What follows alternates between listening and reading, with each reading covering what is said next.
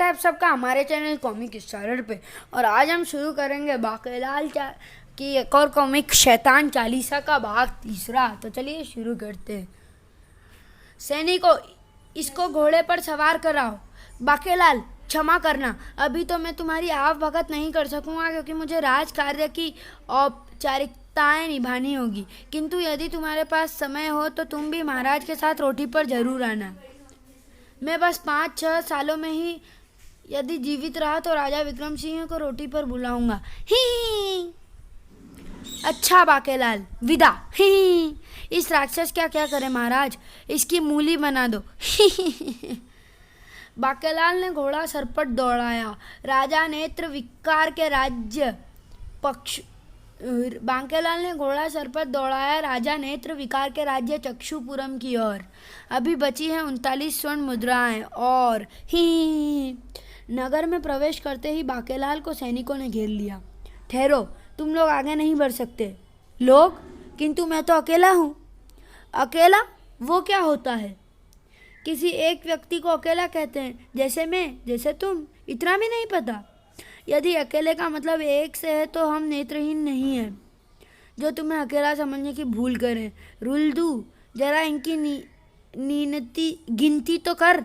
अभी करता हूँ।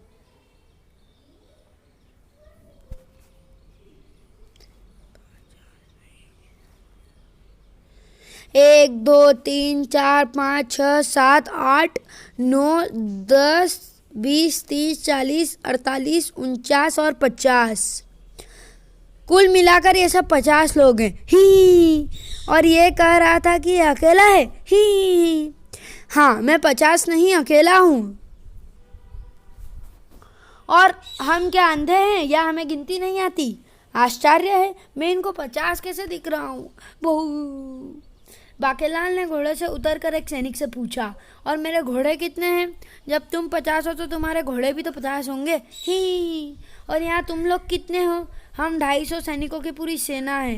ही किंतु ये तो केवल 5 सैनिक है। 5 गुणा 50 बराबर हुए 250। क्या तुम मेरे साथ उस तलैया तक चल सकते हो? तलैया में क्या है? तुम चलो तो सही, मैं ही पहुँच बताऊंगा। ही ठीक है, चलो।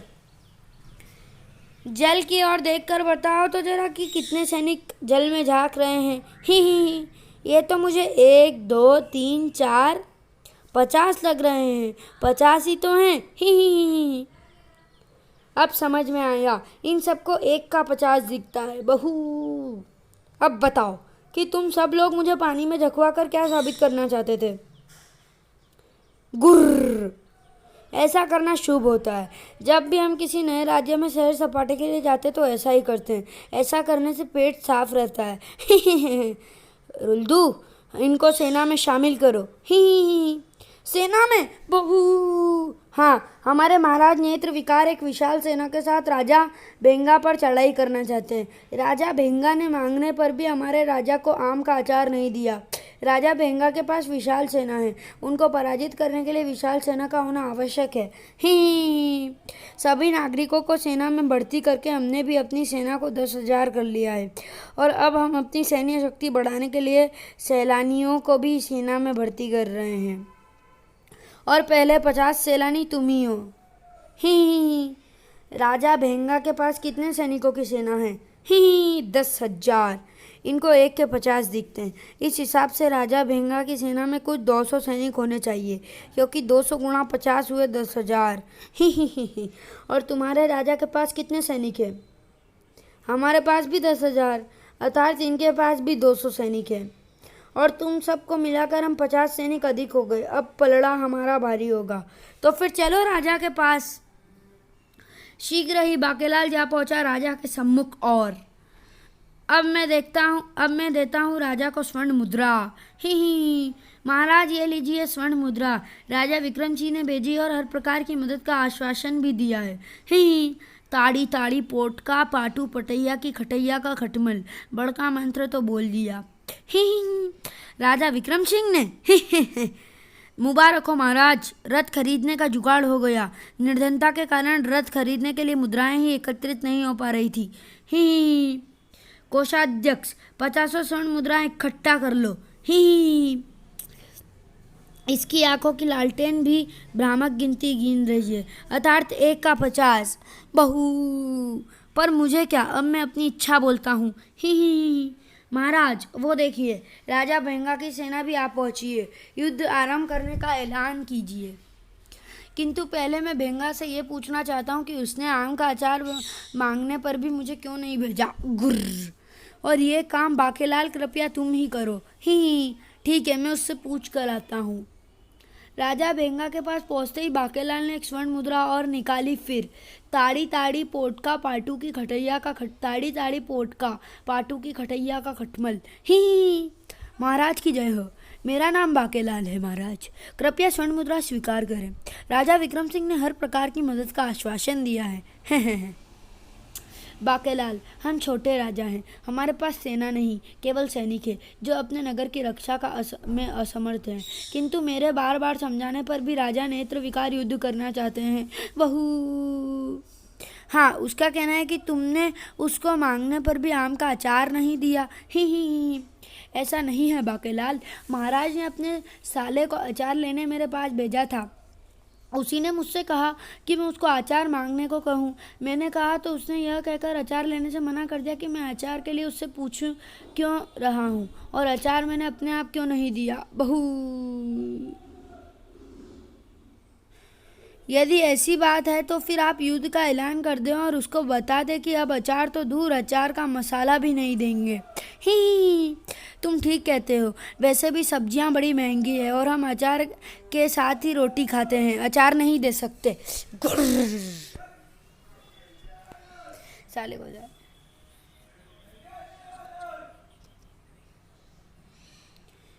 आक्रमण। मुझे भला इनके युद्ध से क्या लेना देना, मैंने इनको मुद्राएं देकर अपना कार्य कर लिया। ही। दोनों ओर से जमकर तीरे व भालों की वर्षा हुई। मारो, सा सा सा सा। किंतु ये क्या, अरे ये क्या, युद्ध में चले सभी तीर व भाले इसी को आकर लग रहे हैं। आह, खचाक खचाक। इसी के साथ ही, अरे ये क्या, सामने तो केवल कुछ 100 ही सैनिक हैं और हम समझ रहे थे कि ये 10,000 हैं। ही। और ये क्या महाराज, हम भी कुछ 100 ही हैं, जबकि हम अपने आप को भी 10,000 50 समझ रहे थे। किंतु हमने जो तीर छोड़े वो कहाँ गए? ये मैं बताता हूँ, आज मेरा शाप कट गया। अरे ऋषि पलटनाचार्य। ही। हाँ वत्स, मेरे ही शाप के कारण तुम्हारे और तुम्हारे समस्त सैनिकों की आंखों में दृष्टि दोष उत्पन्न हुआ था। हैं, क्योंकि अपने कंजूस स्वभाव के कारण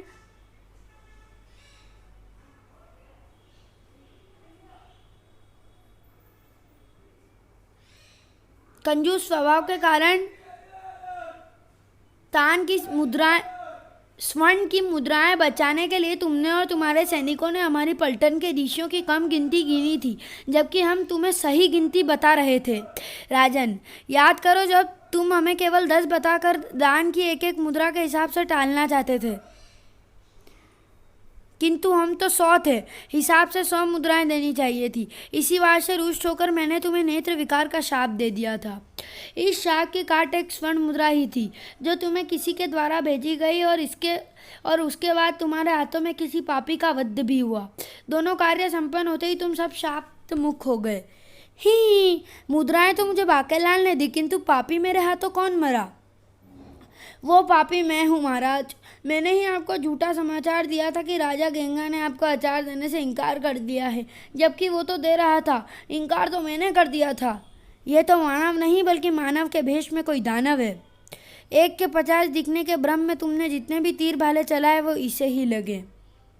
उसी समय दूसरी ओर, अरे ये क्या, शत्रुओं की सेना तो हमारी दाईं ओर खड़ी है, जबकि हमने सभी तीर व भाले चलाए दिए बाईं ओर, जिस ओर हमारी मुख मुद्रा है, यानी कि सारे निशाने खराब हो गए। नहीं राजन, निशाने खराब नहीं हो गए। सबसे पहले मुबारक लो, हमने तुमको जो भंगोड़ी शाप दिया था वो कट गया है और तुम्हारी सबकी आंखों का भेंगापन अब मिट गया। अरे ऋषि जलनाचार्य आप? हाँ राजन, याद करो वो दिन जब पड़ोस की रानी छम्मक छल्लो और मैं एक ही समय पर तुमसे भेंट करने आ पहुंचे थे। मैं तुम्हारे हाथों पान खाने आया था, किंतु तुम और तुम्हारी सैनिक मुझसे बातें करते वक्त भी कनखियों से अतार्त निगाहें टेढ़ी करके रानी छम्मक छल्लो के सौंदर्य का पान कर रहे थे। इसी बात से रुष्ट क्रोधित होकर मैंने तुम्हें पूरी सेना सहित भंगोड़ी शाप दे दिया था। हाँ, मुझे स्मरण नहीं रहा कि जब बुजुर्ग ऋषि मुनि पास खड़े हों तो मुझे तो क्या, किसी को भी पास खड़ी कन्याओं की ओर नहीं देखना चाहिए। आपने जो किया अच्छा ही किया, किंतु शाप एकाएक कट कैसे गया? शाप कटा एक स्वर्ण मुद्रा की चमक से, जिसके तुरंत बाद किया तुमने एक पापी का नाश। ही अर्थात अर्थात का अर्थ समझाने के लिए आपको महाराज नेत्र ने बुलाया है। अरे ये तो वही है, राजा नेत्र विकार का साला जो मुझसे अचार मांगने आया था और मैंने देने पर भी जिसने अचार नहीं लिया था। किंतु ये मेरा साला कैसे हो गया? मेरी घरवाली का तो कोई भाई ही नहीं है, केवल एक बहन है जो 20 साल पहले 20 साल की थी, अर्थात मेरी साली, जो तब से मेरे साथ महल में ही रहती है और मैं पिछले 20 वर्षों से उनके लिए किसी उपयुक्त वर की खोज में हूँ। ही महाराज, आप ठीक कहते हैं। अरे ये तो राक्षस में परिवर्तित हो गया। मैं राक्षस ही हूँ, सैनिक का वेश धरा हुआ था महाराज। मैं अपने स्वामी शैतान चालीसा के कहने पर अपने 39 और अन्य साथियों के साथ धरती पर पाप फैलाने के अभियान पर निकला था। मेरा नाम भल है, शायद इसीलिए मेरे अंदर कुछ भलाई बाकी थी। मैं जब इस ओर आ रहा था तो राह में दुर्बलता के कारण मूर्छित होकर गिर पड़ा। तब एक स्त्री ने मुझे नमक वाली लस्सी पिलाई। वास्तव में इस क्षेत्र की अधिक उष्णता के कारण मुझ में नमक की कमी हो गई थी। उस स्त्री से बहुत प्रसन्न होकर मैंने उससे कुछ मांगने को कहा तो उसने अपने सिर का एक बाल तोड़कर मुझे राखी बांधते हुए पृथ्वी का कोई भी अनिष्ट न करने का वचन ले लिया। मैं उसके पटाए में आ गया था बहू, किंतु तभी उस बाल के साथ चिपकी चली आई जू द्वारा काटते ही मुझे अपना उद्देश्य स्मरण हो आया और मैं अपनी राक्षसता दिखाने लगा। किंतु अंततः सत्य की जीत हुई और अब मुझे मिलेगी मृत्यु। किंतु मरते मरते अब मैं अपनी बहन को दिया वचन पूरा करूंगा। महाराज, यहाँ से उत्तर की ओर एक विशाल बरगद का वृक्ष है। यदि उसको काट दिया जाए तो शैतान चालीसा का अंत होगा, अर्थात शेष बचे सभी राक्षसों का अंत हो जाएगा। किंतु ये वृक्ष वही काट सकता है जिसके पास हो बड़का भूत की दी हुई स्वर्ण मुद्राएं। यदि वह व्यक्ति ऐसा करे तो उसके स्थान स्थान पर घूमकर 40 राजाओं को स्वर्ण मुद्राएं देने की आवश्यकता नहीं होगी, बल्कि वो एक साथ ही अपनी 40 इच्छाएं व्यक्त कर सकता है। ही हुण अप्पा चल दे हेंगे आ बहू। ये तो मर गया, मरते मरते नेक काम कर गया। किंतु ऐसा व्यक्ति कौन होगा जिसके पास बड़का भूत की स्वर्ण मुद्रा हो? बहू, स्वर्ण मुद्रा तो बाकेलाल भी बांट रहा था।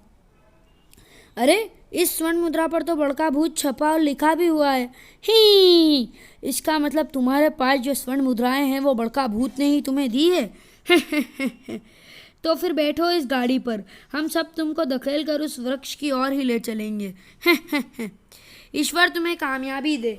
ही, बाकेलाल को भी वृक्ष काटने में क्या हानि थी? आह आ आ काट कड़क। वृक्ष कटते ही कहीं चीखें गूंज उठी और बाके के पास से गायब हो गई स्वर्ण मुद्राएं की थैली भी। वो शैतान चालीसा धम्म से नीचे आ गिरी। हुण अप्पा था कुछ नहीं हो सकता इंगा बहू, यही है शैतान चालीसा। ही, अब मैं अपनी इच्छाएं व्यक्त करता हूँ। मैं 40 बड़े शक्तिशाली राज्यों का राजा बन जाऊँ, उनमें विशालगढ़ भी शामिल हो। ही, इनको मैं एक एक कर व्यक्त करता हूँ। ही, तभी बाके, तू क्या सोच रहा है? ही, अरे बड़का भूत, तुम, मेरी 40 इच्छाएं कब पूर्ण होगी? बाकेलाल, याद कर, मैंने तुझे 40 इच्छाएं पूर्ण होने का नहीं बल्कि उन्हें केवल व्यक्त करने के 40 अवसर देने की बात की थी। ही, अब वो कब पूर्ण होगी ये तो मुझे नहीं मालूम। अप्पा हुण चल दे पर हेंगे आ। ही, उसी समय ओह, एक राक्षस की भलाई के कारण पाप की हालत पतली हो गई और पुण्य का बोलबाला हो गया। भगवान भल, घर का भेदी साबित हुआ। उसकी नेक नियति के लिए उसको स्वर्ग की प्राप्ति होगी। आखिर तुमने बड़का भूत का जुगाड़ करके पृथ्वी को शैतान चालीसा के कहर से बचा ही लिया, जो पाप फैला रहा था। और ये तो सर्वविदित है कि जब पाप का नाश होगा तो पुण्य का चहु और ही प्रसार होगा। ही किंतु बाकेलाल को क्या मिलेगा जिसको तुमने इस सारे घटनाक्रम का आधार बनाया? बाके, तूने जो किया वो तारीफ के लायक है। दे पुच्ची ही। इसलिए तो मैंने इस कार्य के लिए बाकेलाल को चुना था, क्योंकि शैतान चालीसा ने चारों ओर फैला दिए थे अपने 40 शैतान। बाकेलाल की विशेषता है कि वो जिसका करता है बुरा उसका होता है भला। ही समाप्त। तो चलिए दोस्तों, कॉमिक को यहीं समाप्त करते हैं और मिलते हैं किसी अगली कॉमिक में। तब तक के लिए goodbye. Thanks for watching.